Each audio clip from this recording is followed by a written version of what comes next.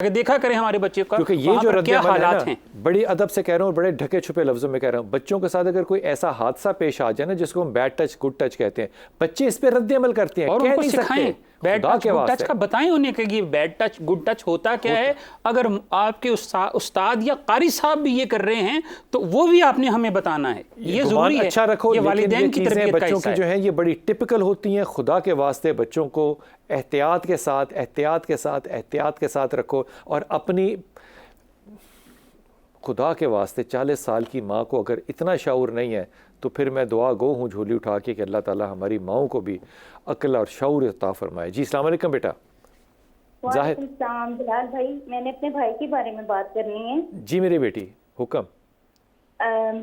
भाई मैं बहुत परेशान हूँ। 1 साल पहले वालदा फौत हो गई थी, तो ये भाई तहार सेंचा बहुत ज्यादा लापरवाह, लड़ाई करता है हर किसी के साथ, काम कुछ नहीं करता। शादी भी उसकी अब अक्टूबर में उसकी शादी कर रहे हैं। अच्छा, तो उधर से भी हर कीड़े निकालता रहे, ऐसे हो गया है, ये ऐसा करते हैं वैसा करते हैं। नहीं, अगर वो काम वाम करता ही नहीं है, जिम्मेदार बच्चा ही नहीं है, तो उसकी शादी करके किसी की बच्ची को क्यों खराब करना चाह रहे हो?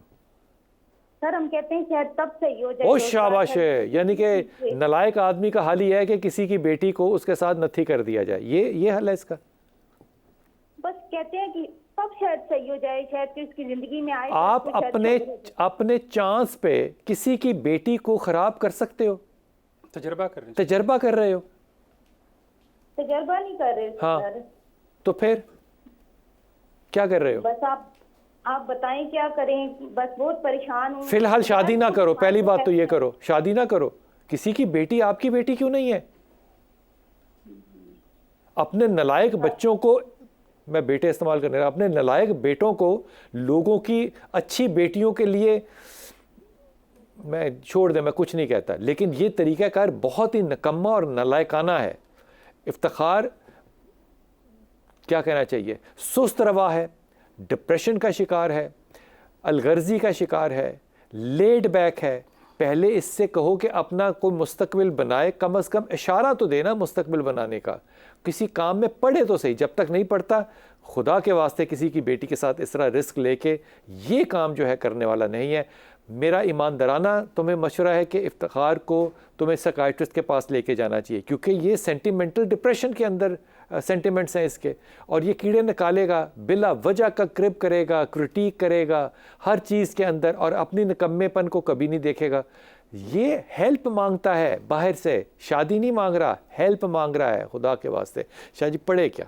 अगिस्नी बिल हुदा, ये एक बड़ा मुजर्रब वजीफ़ा है। जब कोई शख्स हिदायत से हट जाता है तो उसे अगिस्नी बिल हुदा या हादी, अगिस्नी का मतलब होता है मेरी मदद फरमा, बिल हुदा हिदायत के साथ, या हादी ए हिदायत देने वाले। ठीक है, इसको पानी पर पढ़ें 141 मरतबा और रोज़ाना पिलाएं और उन्हें कहें कि अपने गुस्से को ख़त्म करें, इंशाअल्लाह मामला ठीक हो जाए। आमीन आमीन आमीन। लेकिन ये बात तो दुरुस्त है ना कि अपने बच्चे की निकम्मी होने की वजह से किसी की बेटी को मशक़ सितम क्यों बनाना? तजर्बा कहाँ है बेटियाँ?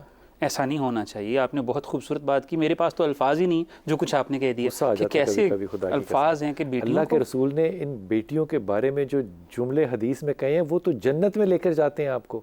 आप उनको तजर्बों के तौर पे इस्तेमाल करें। हदीस पढ़ रहा था, हम अक्सर एक हदीस सुनाते हैं जी कि जी तुम में से बेहतरीन वो है जिसका इखलाक बेहतर है, लेकिन उसका आखिरी हिस्सा कभी नहीं सुनाया, और तुम में सबसे बेहतरीन वो है जिसका इखलाक अपने अहलो याल के साथ अच्छा है। और मेरा फिर आखिरी जुमला, मेरा सबसे बेहतर है। तो बात ये है कि अहलो अयाल के साथ मामलात को बेहतर बनाना चाहिए। सिर्फ लोगों के साथ इखलाकी मामलात करने से इंसान का इखलाक बेहतर नहीं होता, अहलो अयाल के साथ भी बेहतर। यहीं से घर से शुरू होगी बात, घर से बात शुरू होगी। सर मैं पूछ रही हूँ, हाँ, इसको बाहर भिजवाना कैसे है? अरे वो खुद क्यों नहीं जाता बाहर? भिजवाना क्यों है? वो छोटा छुन्नू का क्या दूध पीता है? नहीं, यानी कि किसी से बात करें दुबई या सऊदी अरब क्या? अच्छा, सऊदी अरब अच्छी जगह भेजने के लिए, लेकिन भिजवा के करोगे क्या? मुझे ये बताओ, करना क्या इसने? कुछ सेल्समैन ने या कुछ ऐसा, क्योंकि हुनर तो उसके पास कोई है नहीं, कंप्यूटर बस जानता है। इसको ड्राइविंग सिखाओ, पहली बात। सेल्समैनशिप अच्छी चीज़ है, दोनों चीज़ें करे, ड्राइविंग सीख कर जाए, पहली बात इंटरनेशनल लाइसेंस लेकर जाए और जेन्युइनली सीख कर जाए। इसलिए ये चीज़ें जो है ना कि इनके ऊपर इतना कैजुअल एटमॉस्फेयर नहीं क्रिएट करना चाहिए बच्चे के लिए कि वो बड़ा भी हो जाए, एडल्ट भी हो जाए, +18 भी हो जाए, तो उसको आप इस तरह डील करें जैसे कि आप ही ने उसके लिए करना है। जब तक उसके कंधों पे बोझ नहीं डालोगे, एक मर्द कैसे बनेगा? एक चीज़ है बिलाल साहब, जुस्तजू होती है, एक लफ्ज़ होता है जुस्तजू, उसके अंदर पैदा करने दें। आप सारे सवाल सोच रही हैं, जवाब दे रही हैं, उसके मुस्तकबिल के बाद उसके अपने अंदर भी एक जुस्तजू होनी चाहिए कि मैंने कुछ करना है। और इसी जुस्तजू की तलाश में एक छोटा सा बिस्मिल्लाहिर्रहमानिर्रहीम।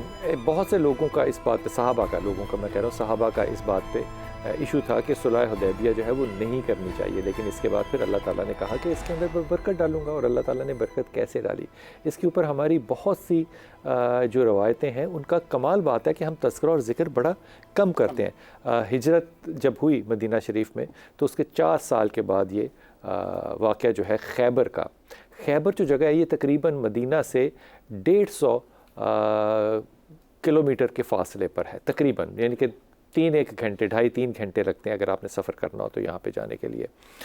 ये ऐसी जगह थी जिसको कि कहना चाहिए हब था। अब मदीना शरीफ से बाहर आप जब जाएँ आज भी देखें तो रेगिस्तान था, और आज भी वहाँ पे कोई ऐसी ग्रीन प्रोडक्शन नहीं है, उस वक्त तो बिल्कुल ही नहीं थी। लेकिन खैबर एक ऐसी जगह थी जो कि एक ग्रीन वैली थी, और यहाँ पे यहूदी रहते थे। क्योंकि सुलह हुदैबिया में जो सबसे बड़ा फैक्टर था वो ये था कि मुसलमानों ने कुरैश के साथ, मक्का के कुरैश के साथ ये एग्रीमेंट कर लिया था कि अगले 10 साल जो हैं हम किसी के ऊपर कोई अटैक नहीं करेंगे, वहाँ से कोई आएगा नहीं, यहाँ से कोई जाएगा नहीं, कोई हमला नहीं करेगा। सो एक सेफ्टी नेट जो था कुरैश के साथ मक्के और मदीने का, ये बन गया। इसमें से फ़ायदा क्या हुआ? फ़ायदा ये हुआ कि मुसलमानों को तबलीग करने का और यहूदियों के ऊपर तवज्जो करने का बहुत बड़ा वक्त मिल गया।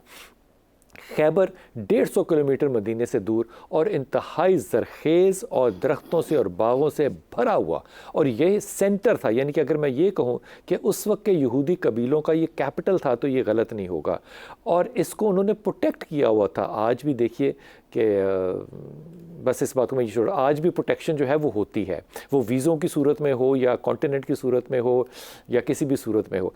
उस वक्त उन्होंने मामले को जो सेफ्टी नेट दिया हुआ था वो किले बनाने की सूरत में दिया हुआ था। हम हमेशा खैबर का जब जिक्र करते हैं तो एक ही किला हमारे जहन में आता है जिसके बारे में हम इमाम अली करम अल्लाह का वाक़या पढ़ते हैं। लेकिन ये किले जो थे ये तकरीबन 5 एक जगह मुतय्यन थे और 3 एक जगह और थे। जब खैबर पे हम लोग अटैक, यानी कि मुसलमान जो है वो अटैक करने गए हैं, तो मुसलमानों के पास तकरीबन 1400 से लेकर 1800 तक मुख्तलिफ रवायतें हैं, इतने सहाब थे जो कि गए। और मदीना के कुछ मुनाफिकीन ने खैबर के लोगों को इस बात की पहले से इतला दे दी थी कि तकरीबन 1200-1400 मुसलमान जो हैं वो आप पे हमला करने आ रहे हैं। अब उनके इतने कबीले थे, इतने ज़्यादा फोर्ट थे, यानी कि किले थे, और हर किले की फ़ौज थी।